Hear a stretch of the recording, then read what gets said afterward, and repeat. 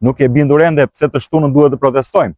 Me çmimin e vjetër të naftës, paguanim rreth 110 lek taksa për çdo litër karburant, ndërkohë që me çmimin e ri, paguajmë 121 lek taksa.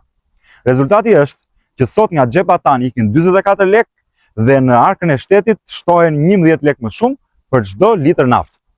E llogaritur kjo në muaj, ne shpenzojmë 22 milion euro më shumë dhe nga këto qeveria fiton 5.5 milion euro më shumë.